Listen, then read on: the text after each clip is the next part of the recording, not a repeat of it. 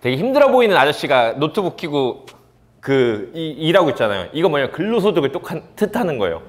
대부분 사람들은 근로소득을 가지고 이제 사실 근로소득을 하기 때문에 재테크라는 거에 관심을 가질 수밖에 없는 거죠. 아까 제가 보여드렸던 이 도표상 내가 돈이 부족한 걸 알기 때문에. 그래서 근데 재테크를 말고 선생님 혹시 소득을 다각화시켜보면 어떨까요? 라고 해서 해보는 건데, 제가 뭘 말씀드릴 거냐면 이거를 제가 해보려고, 이거를 강의를 찍으려고 제가 실제로 다 해봤어요. 뭘 해봤냐면 보세요. 근로소득은 일단 제일 중요합니다, 고객님. 왜냐면 이 7대 소득을 얘기하면서 근로소득을 까면 안 돼요. 왜냐면 기분이 나쁠 거 아닙니까? 근데 고정적으로 매월 들어오는 현금보다 강력한 돈은 없다고 얘기하잖아요. 그렇죠. 근로소득은 상당히 중요한 돈인데, 이거 이외에 혹시 고객님 이런 목표를 잡아보시는 거예요. 내가 2022년도에 있는데 2025년 5월 1일까지 내가 스마트 스토어로 내가 양말을 좀 떼다 팔아보겠다. 그래서 한 달에 담은 돈 30만 원이라도 벌어보겠다 라는 목표를 가져본 적 있으십니까? 불가능할까요? 저는 그렇지 않다고 보거든요. 근데 우리가 이 사업소득에 대한 생각이 없기 때문에 우리가 이것을 할 엄두도 못 내고 할 계획도 못 세웠던 것 뿐이지, 내가 생각만 하고 목표만 가진다면 충분히 만들어낼 수 있거든요. 사실 이 부분에 대해서 제가 오늘 좀 말씀을 드리려고 하고요. 두 번째는 제가 전자책, 우리 제이어스에도 많은 분들이 쓰셨지만 전자책 진짜 많이 팔았거든요. 여러분들한테 드린 전자책 있잖아요. 그거 11,000원에 파는 거예요. 소책자. 근데 이것도 보면 제가 이런 적이 있었습니다. 한 번은 저랑 이제 친한 변리사가 이렇게 얘기를 하는 거예요. 이렇게 자기가 이제 애를 넷을 낳아가지고 출근을 못 한대요. 집에서 회사에서 주는 일만 하고 있어요. 그러다 보니까 소득이 좀 떨어지는 거예요. 그래서 자기가 돈을 어떻게 벌어야 될까 하다가, 제가 중이 제 머리에 못 깎는다고 제 것보다 남의 일에 참견하기 좋아해가지고 제가 얘기했죠. 변리사님 혹시 전자책을 한번 써보시는 건 어때요? 뭐라고 했냐면 다이소하고 다사소하고 엄청나게 큰 상표권 분쟁이 붙었었어요. 근데 이런 것들처럼 제가 전자책 제목을 개인 사업자가 모르면 무조건 손해보는 상표 등록에 관한 가이드북 이런 식으로 해서 전자책을 만들어서 한번 팔아보시면 어떨까요? 전 무조건 살 것 같은데요? 라고 해가지고 내용을 이렇게 했었는데, 그분이 실제로 전자책을 썼고 그분이 속해 있는 커뮤니티 이런 데 올렸다가 그게 엄청나게 많이 팔린 거예요. 그래서 저한테 고맙다고 얘기를 했었는데, 그것처럼 사실 기타 소득에 관련된 것들도 마찬가지인데, 여러분들 혹시 주미센터에 많이 나가보시면 이런 것도 있어요. 필라테스 강좌도 있고 요가 강좌도 있죠. 이런 것들 보면 사실 생각보다 엄청 거기에 전공 분야 있는 사람들이 하는 게 아니라 취미로 배우다가 강사까지 하시는 분들도 많거든요. 실제로 저희 와이프가 지금은 안 하지만 저걸 만들 때 2021년도에 제가 AI에 있을 때 와이프가 필라테스 강사 자격증을 땄어요. 제가 미쳤다고 그랬거든요. 필라테스 강사를 700만 원 주고 땄거든요. 본인 월급 받은 거 가지고 다 해가지고 땄어요. 근데 보니까는 700만 원 정도면 필라테스 강사 자격증 중에서 한 중간밖에 안 된다 하더라고요. 보통 이런데 강남 같은 데 열려면 1,500만 원짜리 따야 된대요. 네. 근데 700만 원짜리 땄는데 그 다음부터 뭘 했냐면 수요일마다, 거기가 수요일이 무슨 가정 무슨 데이에서 저희 와이프는 매주 수요일마다 일찍 퇴근했는데, 그리고 나서 퇴근하고 저희 집에 와가지고 2개씩 이걸 뛰는 거예요, 수업을. 네. 그래가지고 받으면서 했는데, 야, 이게 하나의 기타 소득이 될 수 있겠구나 라는 생각을 했었거든요. 근데 직장인들이 필라테스 샵에 야간을 뛰는 선생님들은 싹 다 투잡이라는 거예요. 네. 근데 그런 것들도 있었고, 임대소득부터 배당소득 이런 것들이 이제 있었는데, 보면 배당소득 같은 경우도 이제 있지만, 이렇게 제가 고객분한테 말씀을 드리고 나서 자, 브레인스토밍을 한번 해보자 라고 해서 7대 소득을 만들기 위해서는 브레인스토밍이 필요합니다. 여러분들이 저한테 액션 플랜을 물으신 것처럼 저는 고객한테 이렇게 한번 해보라고 했어요. 제 이름을 적고 그 옆에 내가 좋아하는 것들이 뭔지를 적고 내가 취미라는 것들을 먼저 적고 이렇게 쭉쭉쭉쭉 퍼져 나가가지고 이 브레인스토밍을 통해 가지고 내가 뭘로 돈을 벌 수 있는가를 한번 따져보자 라고 해가지고 고객분께 실제로 제가 여러분들 과제 드린 것처럼 한번 시켜보는 겁니다. 그러면 고객들이 이것을 한번 해온다고 쳤을 때, 그리고 나서 뭐라냐면, 자, 사업소부터 가면 실제로 보이시나요? 제가 네이버에 제시앤엘리를 치면 제 쇼핑몰이 나오거든요. 어제도 넥타이 한 개 팔았어요. 뭐냐면 제가 실제로 있는 쇼핑몰, 제가 모델인 쇼핑몰인데 제가 사업자를 내서 한번 만들어 봤습니다. 쇼핑몰 하는 게 되게 어려울 것 같았지만 그게 어렵지 않았거든요. 뭐냐면 그냥 동대문에 가서 내가 그 뭐 재고를 좀 떼고 그래 해가지고 이 넥타이나 양말은 창고가 필요 없어요. 그냥 저희 아파트 12층에 내리면 거기 큰 박스가 있는데 여기 넥타이 한 3,000개 있거든요. 재고, 그러니까 물류 보관 비용이 안 들어가니까 그냥 출근 퇴근할 때마다 주문 핸드폰 들어오면 보고서 퇴근하면서 이거 꺼내가지고 집에 있는 CU 편의점에서 붙이고 가면 돼요. 그러면 한 개당 싼 거 15,000원, 비싼 거 25,000원에 파는데 택배비 3,200원만 빼면은 저거 한 개 팔 때마다 넥타이 한 개에 제가 프로필에 메고 있는 저 넥타이 있죠. 저게 보통 양복점에서 사면 25,000원, 30,000원 받는데 동대문에서 사면 4,000원이거든요. 예. 그럼 남아요. 예. 그러면은 사실 사업소득이라는 게 별게 없는 게 고객과 저는 재무 상담을 할 때 이렇게 말씀드립니다. 직장인들, 특히 공무원들이 진짜 안 되는 경우에 뭐라고 말씀드리냐면 아무리 내가 설계해도 이 사람 연금 가입할 캐파가 없어요? 그럼 저는 뭘 말씀드리냐면 야 그러면 퇴근 이후에 성과급 나면 이거 가지고 목공이나 공방을 등록해가지고 도자기를 배우든 아니면 이 그 공예품을 배워라. 그렇게 해가지고 그냥 조금씩 실력이 늘어나면 그때마다 플리마켓이나 좀 나가서 팔아보고 상품성이 있다고 생각하면 바로 네이버에 스마트 스토어 만들어가지고 상품 3개만 팔아도 되니까 팔아봐라. 그럼 1년에 한 달에 담은 돈 10만 원이라도 벌면 내 연금보험 나이팔 연금보험을 뽑는 거잖아요. 근데 하고 안 하고에 따라서 달라지는 건데 말씀드린 건 뭐니까 고객님께 제가 7대 소득을 말씀드리는 이유는 넥타이를 팔든 가죽 공방을 해가지고 가죽 그냥 핸드폰 케이스를 팔든 간에 한 달에 20만 원 벌면 별거 아닌 것 같지만 그 20만 원을 가지고 고객님이 혹시 만약에 제가 아까 설명드렸던 IBK 연금보험을 가입한다라면 그 20만 원 아까 몇 배 받는다고요? 최대? 7배까지도 받잖아요. 20만 원씩 1년이면 240, 10년이면 2,400이요. 20년 납 때리면 4,800이고 그거 20년 거치해가지고 받으면 10년 거치해서 받으면 4,800 넣고 그러니까 한 3억 정도 받으면 나쁘지 않은 거잖아요. 이 행동을 하고 안 하고의 차이에 따라서 7대 소득 파이프라인이 있냐 없냐에 따라서 우리가 인생에 벌 수 있는 총량 자체가 많이 바뀐다는 겁니다, 고객님. 이라고 말씀드릴 수 있다는 거고. 기타 소득도 보면요. 제가 보시는 것처럼 여기 애드포스트라고 되어 있죠. 블로그 영업 많이 하실 겁니다. 저는 블로그 영업으로 성공을 하지 못했어요. 근데 예전부터 블로그를 그냥 해야 된다는 거 많이 있었기 때문에 지금도 제 꿈을 파는 남자 블로그 보시면 쓸데없는 거 진짜 많이 올라가거든요. 뭐냐면 대부분 정부 정책 이런 것들 그냥 스크랩해서 올리는 것들이에요. 재가공해가지고. 근데 보면 여기에 저는 애드포스트가 붙어가지고 한 달에 10몇만 원씩 들어와요. 지금도. 여기다가 사실 그 시민필 받아서 올리면 내가 이거 올려야지 하고 계속 만들었던 건데 저도 사실 바쁘다 보니까 그거는 못했지만 그래도 블로그라는 거 그러니까 똑같이 맛집을 갈 거예요. 가족분들 데리고 똑같이 뽀로로파크도 가고 뭐 어디 축제도 가요. 근데 그걸 내 추억 속에 담는 것도 좋지만 사진 몇 장 찍어가지고 그냥 습관처럼 올리다 보면은 블로그는 클 것이고 그냥 이것도 하고 안 하고의 문제인 거잖아요. 그쵸? 근데 많은 직장인들 우리가 만난 고객들이 대부분 안 하고 있는데 이거 12만 4천 원 아까 20만 원 벌었잖아요. 그걸로 IBK 했으면 이걸로 이제 미래에셋 하면 되겠네. 그죠? 그리고 뭐 블로그를 시작해보자 당장 이렇게 되어 있고 저는 말도 안 되지만은 저는 이거 해보려고 저는 운동 유튜버도 해봤었어요. 보험 유튜브나 할 걸 그때 정신없이. 근데 유튜브로 하는 사람들도 마찬가지인 게 요새는 사실 구글 그 애드 수익화 되는 게 쇼츠가 나오면서 사실 상당히 쉬워졌단 말이에요. 그래서 직장인들이 진짜 이것도 많이 해요. 그냥 별 주제 아닌 거 가지고. 이런 것들처럼 우리가 7대 소득이라고 하는 것들이 좀만 더 가볼게요.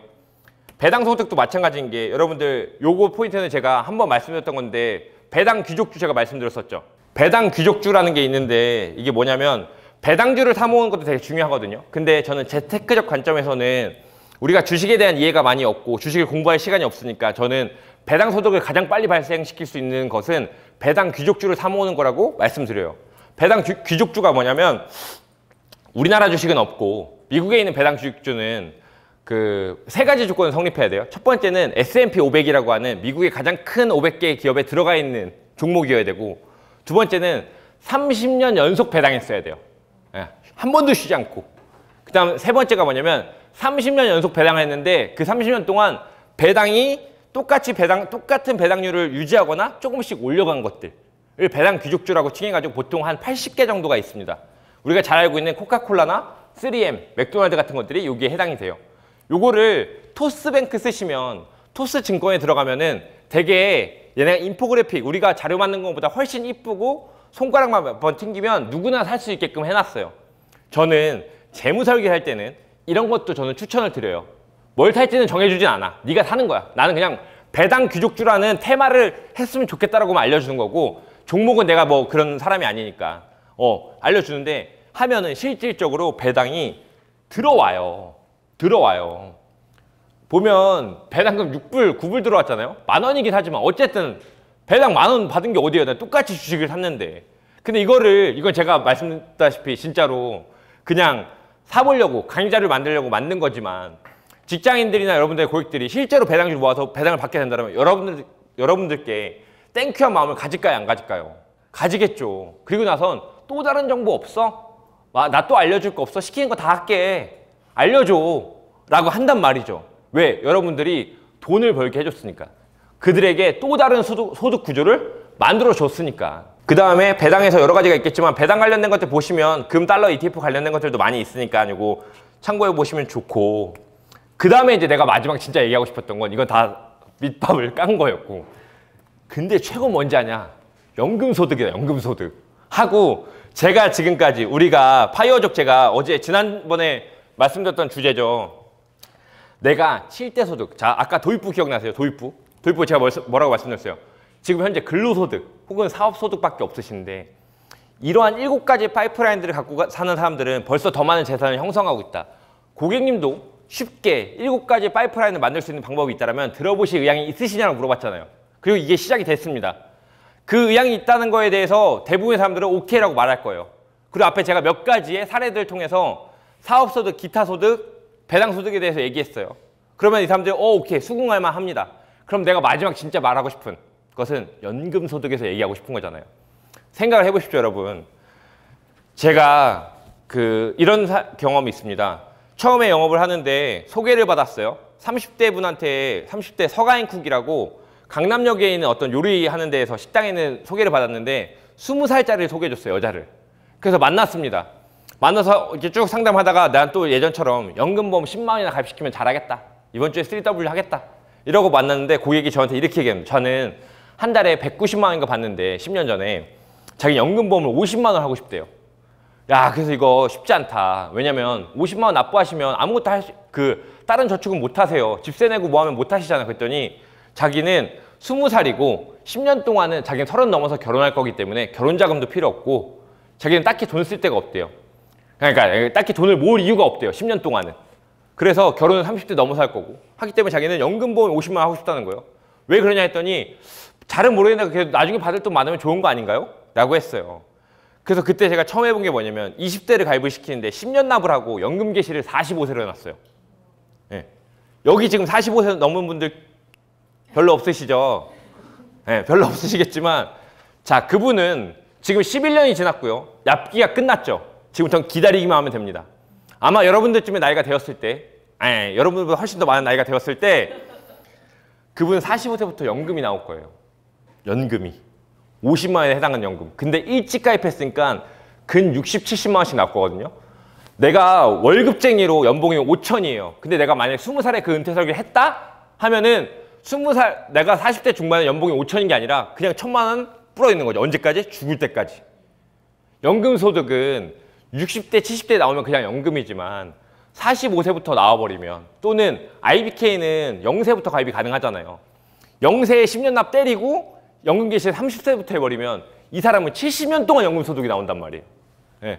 메커니즘이 완전 달라지는 거예요. 완전. 그러니까 어떻게 보면은 뭐 서울대학교 나와가지고 좋은 직업을 해서 많이 버는 방법도 있겠지만 어려서부터 7대 소득 구조를 미리미리 준비하면은 사실 소득은 직업과 별 상관이 없다는 거예요. 내가 어떻게 구조하냐에 따라서. 고객님, 제가 지금 말씀드린 이 연금 소득에 대해서 가지고 계시냐, 나이가 지금 어떻게 보면은 50대 가까우셨는데 아직까지 연금 재원이 준비가 되어 있지 않다라고 한다면 지금이라도 하셔야 되지 않겠냐. 늦었다고 생각할 때가 진짜 늦은 건데 그럼 어떻게 해요? 흘려보낼 수는 없으니까 지금이라도 조금이라도 연금에 대한 얘기를 제가 조금 더 들려드리고 싶은데 들어보실 의향이 있으시냐라고 또 물어볼 수 있다라는 거죠. 이게 지금은 너무 옛날 영상이라 사실 너무 옛날 영상에서 제가 어디 가서 틀진 않아요. 근데 현영이 연금에 대한 아주 포인트를 짚었던 영상이기 때문에 보신 분들도 있겠지만 이 내용이 즉슨 이거입니다. 현영 씨는 어떻게 재테크의 여왕으로 불리시게 되었어요? 재테크의 비법을 알려주세요 라고 했더니 자기는 대학을 안 가고 고등학교 졸업하자마자 고등학교 시절부터 모델 일을 했는데 그때부터 한 달에 돈을 얼마씩 벌면 맨 처음 가입한 연금보험이 10만 원짜리래요. 10만 원짜리. 그다음 23살 정도 됐을 때 모델로 좀 일이 더 많이 들어오면서 30만 원짜리 가입했고 그 다음부터 45이 될 때까지 연금보험을 11개 가입했대요. 예. 그러니까는 나중에 돈이 더 잘 벌 때 뭐 70만 원짜리, 100만 원짜리 가입을 했겠죠. 현영이 저 무릎팍도사가 아마 2010년도 초반 출연일 거거든요. 2017년 4월에 비과세 법령 한도 150만 원이 생겼으니까 현영이 가입한 모든 연금보험은 싹 비과세예요. 예. 연금을 한 달에 700을 받아도 비과세예요. 연에 1억을 받아도. 예. 연금보험에 대한 가장 연금소득에 관련된 이거는 사실 저 영상보다 더 강력한 건 없다고 봐요. 10만 원, 15만 원, 또 돈 할 땐 또 10만 원, 돈 벌 땐 70만 원. 그러다 보니까 30대가 넘어가니까 하나씩 끝나가 이제 납기가. 예, 그쵸? 납기가 쭉쭉쭉쭉 끝나가. 그럼 45세 마지막에 가입한 게 근데 45세에 마지막에 가입한 것도 55세면 끝나요. 그러면 연금 월납이 총 몇백이 들어가는지도 몰라. 예. 근데 이게 이제 55세나 뭐 이때부터 터지기 시작하면 그때부터는 그냥 평생 동안 남은 50년이 예, 그냥 그렇게 나와버리는 거니까 이 연금소득을 잡을 수 있는 게 뭐가 있겠냐라는 거죠. 이자소득. 얘기했어요. 워렌 버핏이. 잠자는 동안에도 돈이 들어오는 방법을 찾아내지 못한다면 당신은 죽을 때까지 일을 해야만 할 것이다. 이자소득이야말로 불로소득이죠. 내가 이자소득은 아무것도 안 해도 되잖아요. 그러니까 우리가 예를 들어서 50억을 은행에 넣어놓으면 연이자 2% 받으면 얼마죠? 1억. 그죠? 그럼 월에 800이잖아요. 이 사람은 은퇴 준비가 끝나잖아요. 근데 우리는 야 그거는 부자들이나 하는 이야기지 라고 하지만 다시 좀 바꿔서 그러면 5억으로 낮추면 그럼 월에 80만 원이잖아요. 그렇죠? 근데 지금 당장 5억이 없으니까 우리가 그걸 못하는 거잖아요. 그럼 이걸 거꾸로 하면 되잖아. 거꾸로. 거꾸로 어떻게 해요? 거꾸로. 여기 보시는 것처럼 내가 5억은 없지만 지금 3억 6천은 당장에 없지만 한 달에 월보험료 150만 원이니까는 배우자가 나누면 75만 원은 있으니까 여기에다가 내가 5억이 없으니까 시간을 곱해가지고 3억 6천 붓고 이거를 30대 후반에 두 부부가 75만 원씩 붓고 20년을 버요. 언제까지? 58세까지. 부면은 65세 연금 개시하면 매월 300씩 나오는데 다시 말해서 눈돈은 3억 6천이고 총 받게 되는 금액은 13억 6천이잖아요. 네. 내가 시간을 투자했을 뿐인데 한 달에 75만 원씩 투자해가지고 20년을 보면은 내가 3억 6천밖에 투자 안 했는데 총 받게 되는 돈은 13억을 받지 않습니까? 이자소득을 거꾸로 하면은 지금 만들 수 있는 구조는 연금보험으로도 이자소득을 만들 수 있다는 겁니다. 그렇기 때문에 고객님께 제가 말씀드리는 부분은 결론 7대 소득을 하려면 아까 제가 말씀드린 것들 중에 배당소득도 마찬가지이고 뭐 사업소득도 마찬가지, 기타소득도 마찬가지 다 모든 것들은 어느 정도의 준비는 필요해요. 한 달에 2, 30만 원 벌려고 할지라도 뭐 목공을 배우든 뭐를 하든 간에 필라테스를 배우든 뭐라든 간에 근데 연금보험은 지금 당장 시작할 수 있잖아요.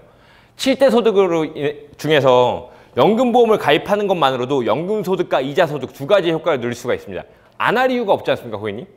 이 부분에 대해서 제가 조금 더 구체적으로 상품 설명을 드려봐도 괜찮겠습니까? 라고 하고 여러분들이 원하시는 대로 어떻게 팔아야 되는가 그러고 상품 설명서 꺼내시면 되겠죠.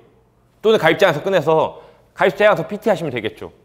사실 그런 부분이다 라는 거고 자 임대소득도 연금보험을 할 수 있어요. 저축보험으로. 어떻게 할 수 있냐. 임대소득 우리가 건물을 못 사는 이유는 뭡니까? 시드가 없어서 못 사죠. 근데 시드를 만들 수 있는 것은 내가 예를 들어서 연금보험을 50만 원짜리 두 개를 가지고 있다고 쳐보죠. 그러면 우리가 연금이 과연 최고인가? 라고 했을 때 사실 제가 그렇게 답하지 못하는 이유는 연금보험이 최고이려면 아까 봤다시피 제가 아까 연금보험을 이렇게 나눴죠? 아까 얘기할 때 변액연금 있고 금리형 연동이 있는데 이 중에서 이제 공시이율형 연금들이 몇 가지 있다고 말씀드렸어요. 공시이율은 시중금리의 통상 1에서 2% 정도 높다고 했죠. 근데 지금은 그렇지도 않아요. 왜? 우리나라는 약간 지금 기형적인 구조인 게 금리가 지금처럼 높으면 돼요, 안 돼요? 원래 안 되죠. 왜냐면 금리라는 것은 그 나라 화폐의 가치란 말이에요. 우리의 원화 가치가 지금 3% 중반대만큼 높지 않아요.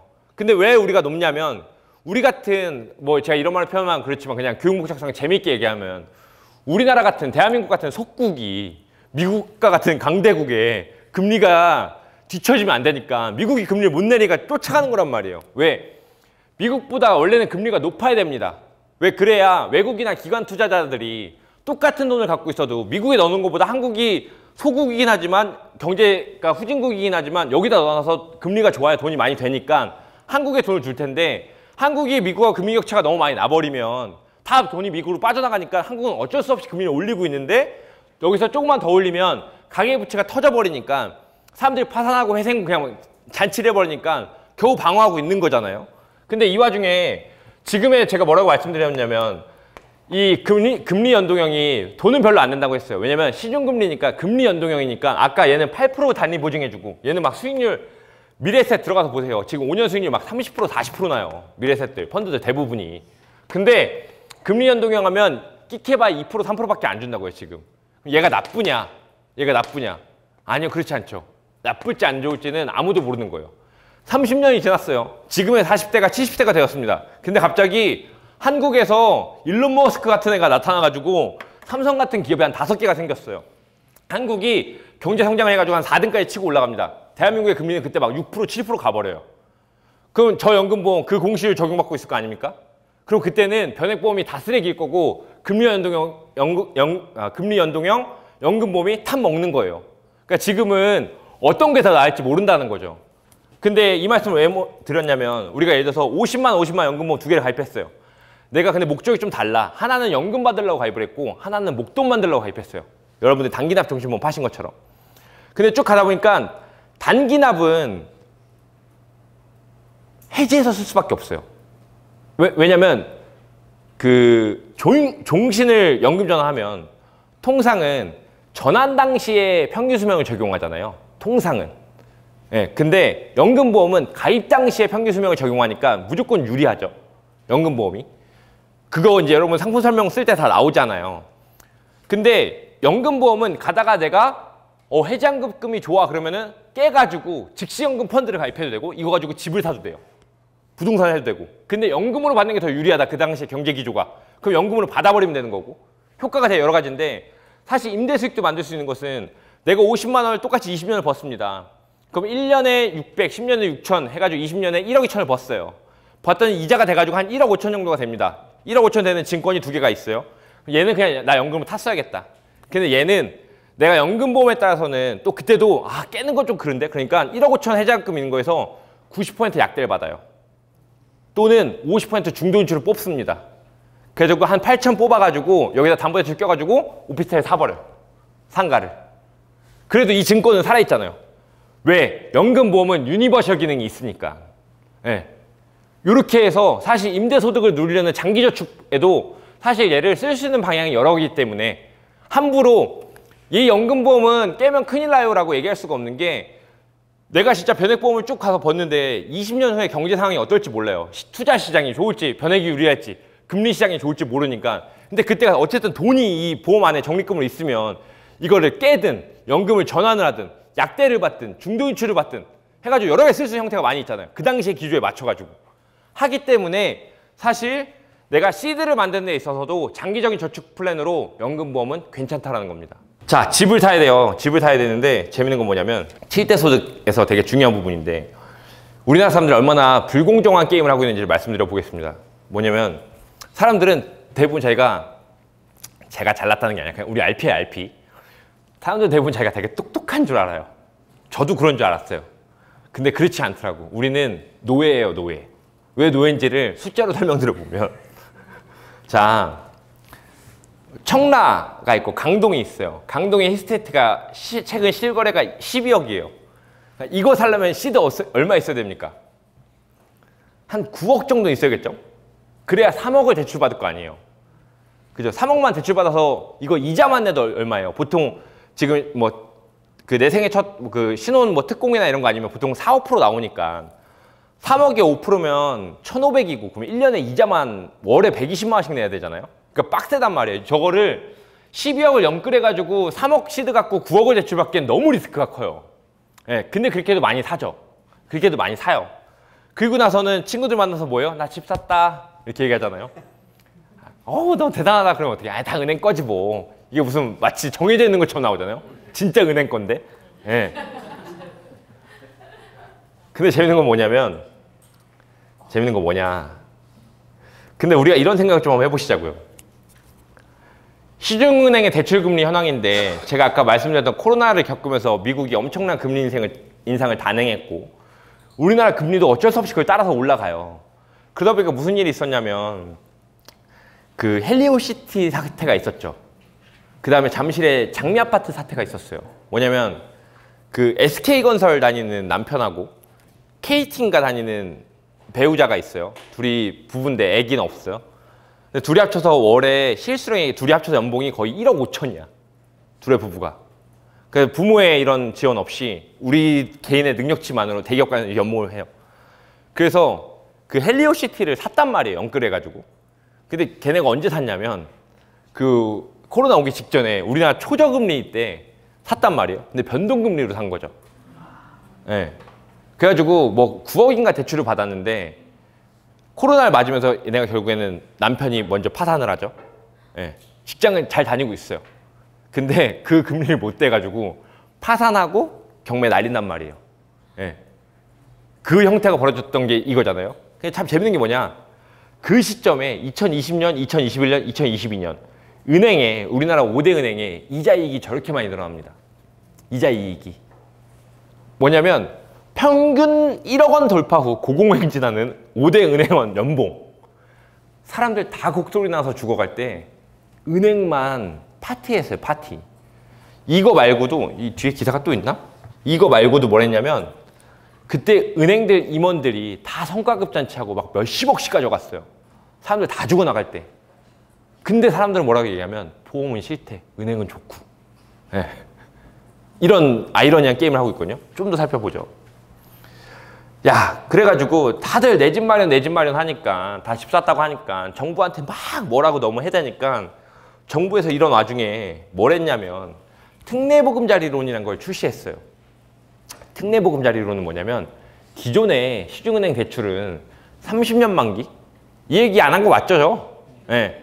30년 만기, 40년 만기가 전부였는데 정부에서 이제 보증을 해줘가지고 주택가격 9억 원 이하인 거 이게 9억 원 이하이고 소득은 못 벌어도 상관없어. 집만 사! 대출을 해줄게. 그리고 무주택자만 되는 게 아니라 1주택자까지도 해줬어요. 대출을. LTV는 최대 70%, 그다음에 내 생애 최초는 80%까지 대출을 땡겨줄 수 있었단 말이에요. 이거를 누가 했냐면 은행이 한 게 아니라 나라가 그렇게 해줬어요. 그리고 만기는 재밌었던 게 만기가 50년까지 돼요. 좋아요, 여러분? 받으실래요? 해드릴까요, 이거? 50년 만기? 생각보다 올해 할부금 별로 안 내요. 근데 재밌는 건 뭐냐? 이러다 보니까 농협에서는 이제 정부에 저 특례보금자리론을 내야 되니까 50년 하는데 판매가 중단됐어. 너무 많이 대출이 들어온 거예요. 한도가 2조 원이었는데 금방 끝난 거죠. 며칠도 안 돼서 끝나요. 시중은행이 막 다 끝나는 거예요. 왜냐면 사람들이 그냥 너도 나도 할 거 없이 야 50년 만기면 낼만 하지. 한 달에 30년 만기면 280만 원씩 갚아 나가야 되는데 50년 만기니까 한 150만 하면 돼. 사람들 머리 어떻게 돌아가요? 야 150만 원 월 할부 줄어든 거 어차피 50년 내는 거니까 280 내던 거 150으로 줄이고 남은 130 가지고 테슬라 사자. 돌아가는 거지. 이렇게. 근데 이제 문제가 뭐였냐면 사람들은 그렇게 보험을 싫어하고 보험은 IBK가 3억 6천 넣고 내가 내 인생에서 13억 주는 10억을 이자를 주는데 보험은 그렇게 싫어요. 10억을 이자를 주는데. 근데 은행엔 어떤 일이 벌어졌냐면 계산을 해봤는데 30년 만기, 40년 만기, 50년 만기 이자를 총 얼마나 계산해 봤어요. 네. 보면 대출을 3억 5천을 받으면 30년 동안 이자만 3억 2천 내요. 대출을 4억 받아가지고 40년 만기로 때리면 이자만 5억 2천을 냅니다. 그 다음에 50년 만기로 끊으면 4억 5천 대출 받았는데 총이자 7억을 내요. 이러니까 어떤 일이 벌어져요? 이러니까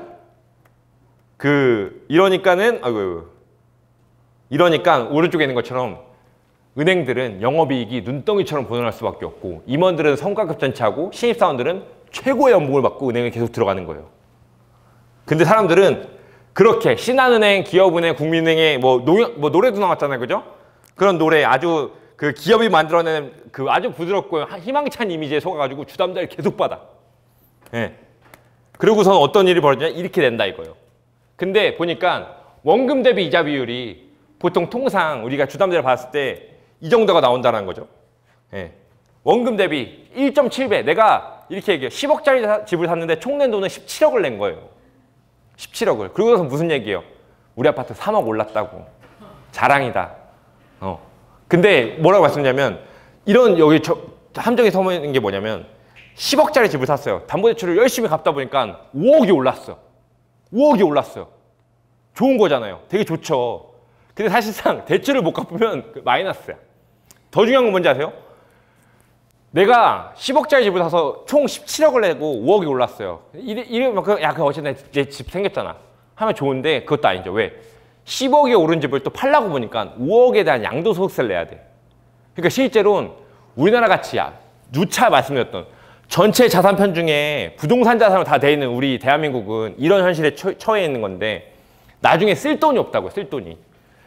저거 이자 내야 되죠. 양도 팔려면 양도소득세 내야 되죠. 그러니까 집이 올라도 문제고 안 올라도 문제고 이런 형태의 메커니즘이 계속 굴러가고 있다는 거예요. 그래서 금융당국은 이렇게 얘기해. 은행한테 야 니네 50년 만기 주담대 그만 팔아라. 근데 야 니들이 특례보금자리로는 50억 해주라며 50년 만기. 이렇게 해서 싸우고 있다라는 거죠. 이게 거짓말인가 봤더니 실제로 제가 은행에다가 다시 이거 못 믿겠어서 이거 저 뭐냐 정부 거기에서 나온 건데 금융계산기 네이버에 또 돌려봤어요. 그러니까 3억을 대출받아서 30년 만기로 끊어서 4% 하니까는 총 내는 상환 금액이 3억 대출 받았는데 여기 대출이자 2억 내고 총 내는 돈은 5억 낸다고 나와 있죠. 이것처럼 단순 계산 4%만 잡아와도 저렇게 나와요. 근데 이런 부분이니까 사실 이런 거 아닙니까? 진짜 죽어라 이래가지고 고객님 3% 4%짜리 인터넷 은행에서 나오는 좋은 적금 들었다고 저한테 자랑하고 계시는데 그렇게 해가지고 평생 동안 5, 6%짜리 주담대 갚다가 겨우 집 한 채 했는데 대출 다 갚고 나니까 집 한 채만 남았고 금융 은퇴 자산이 없어요. 네. 이거야말로 진짜 미친 짓 아닙니까 고객님? 라고 물어볼 수 있다는 겁니다. 그리고 나서 이런 이야기들을 제가 여러분들께 드린 것처럼 지금 제가 여러분들께 드리는 대부분의 내용들은 사실 강의가 아니라 거의 제가 하는 거에 거의 반 이상은 실제로 제가 고객들한테 이렇게 이야기합니다 라고 말을 하고 제가 강의를 하지 않습니까? 그리고 나서 고객분들한테 여쭤보시는 거예요. 오늘 제 이야기가 고객님 삶에 득이 되었냐? 네. 7대 소득에 대한 이야기든 뭐든 간에 득이 되었냐? 그렇다면 지금쯤이면 제가 연금소득에 관련된 것들이 어떻게 중요한지 말씀드렸고 하면 제가 다음번에 고객님께 한번 상품 PT 한번 해보고 싶다. 들어보시고 나서 고객님께서 납득이 가신다라고 가정을 하고 그다음에 지금 들은 제가 쭉 말씀드린 것들에 대해서 제가 제안드린 상품으로 조금이라도 이것을 해지할 수 있다, 막을 수 있다라면은 제안을 들어보실 양이 있으시냐? 라고 물어보고 최면담이 끝나고 다음번에 상품 PT를 하면 괜찮다라는 겁니다. 다시 말씀드려서 제가 12시간 동안 얘기했던 게 뭐였냐면 결국엔 되게 다양한 이야기를 했죠.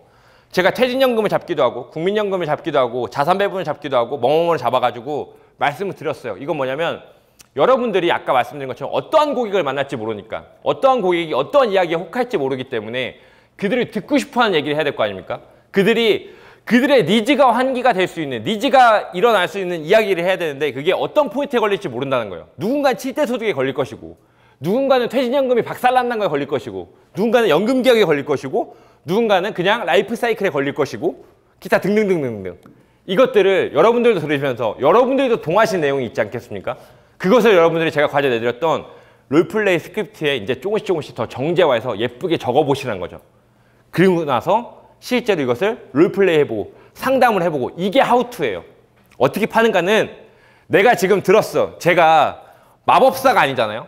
제가 여러분에게 뽀록 해가지고 파워 클로징을 알려드려. 클로징 강의를 1시간 해드릴 수 있어요. 강의 교환도 있으니까. 근데 클로징을 한다고 해서 여러분들이 클로징이 잘 됩니까? 그렇지 않죠. 노력과 그러니까 땀 없이 결과 없잖아요. 예. 제가 이 말씀 드렸죠. 과제 제출이 제가 이사님께 말씀 과제 제출이 너무 안 된다. 특히 3차 과제는 박살이었어요. 예. 그 현금 흐름 자산부채 상태표 제가 봐줄 때 해봐야지. 예. 한 분 내셨더라고 한 분. 그죠? 그거 언제 다시 저 남양주 찾아오실 거예요? 예. 그잖아. 제가 봐줄 때 그리고 미리 내주면 제가 봐줬잖아요. 과제 일찍 내신 분들은. 근데 오늘 주면 내가 어떻게 봐줘? 그죠? 근데 땀이 있어야 돼요. 막 번뇌가 있어야 돼요. 이게 하는 게 맞나? RP를 이렇게 하는 게 맞나? 내가 이 적금을 깨서 이거를 연금하라고 해도 되나? 이런 번뇌가 계속 있어야 되고 이런 번뇌와 이런 내용들 그러니까 여러분들 제가 처음에 말씀드린 것처럼 여러분들은 이 시간을 통해서 연금이 필요하겠다. 이번 달에 내 거 하나 넣어봐야겠다. 생각 들면 이 강의, 이 과정은 성공한 거라고. 왜? 여러분들이 연금이 필요하다는 생각이 먼저 들어야 그럼 이제 어떻게 팔지를 조금씩 감이 오기 시작하니까. 예. 여러분들이 생각해 보세요. 연금을 제일 잘 팔 수 있는 방법은 오늘 이번 달 마감 전에 저 총괄단장님이 말씀하셨거든요. 연금 몇 개 들어나 본다고? 여기 24명 제이어스 들었거든요. 24건은 들어가야지. 예, 자기 거 한 건씩 들어가야지. 예. 얼마 가입하시냐면 한 50 가입하세요. 내다 보면 힘들 겁니다. 억울할 거예요. 나만 당할 수 없다. 나만 더 팔아야지. 요 생각처럼 내가 내보고 여러분들 미래에서 제가 백날 설명해봤자 모르시는 게 뭐냐면요. 미래에서 가입하면 한 달에 2번씩 여러분들 수익률 알림톡 와요. 그거 올 때마다 무슨 느낌이 드냐면 알림톡이 올 때마다 내가 은퇴 준비가 되고 있구나. 실제로 내 펀드가 이렇게 운영이 되고 있구나를 내가 깨달아야 이 느낌을 설명을 하지. 내가 팔뚝을 한데 탁 맞아, 찰싹 맞아봐야 이게 아프구나. 그래서 옆에다 얘기했죠. 팔뚝 맞으면 아파 라고 얘기를 할 텐데 우리가 이렇게 듣고 얘기하는 건 팔뚝 맞으면 아프대. 얼마나 아픈지 난 잘 모르겠는데 아프대. 이렇게 얘기한 거 같은 거잖아요. 그러니까는 이 전체적인 과정에 있어서 중요한 것은 여러분들이 제가 여러 가지 컨셉들을 가지고 말씀드린 것들을 잘 정리해서 해보셔야 된다라는 거예요.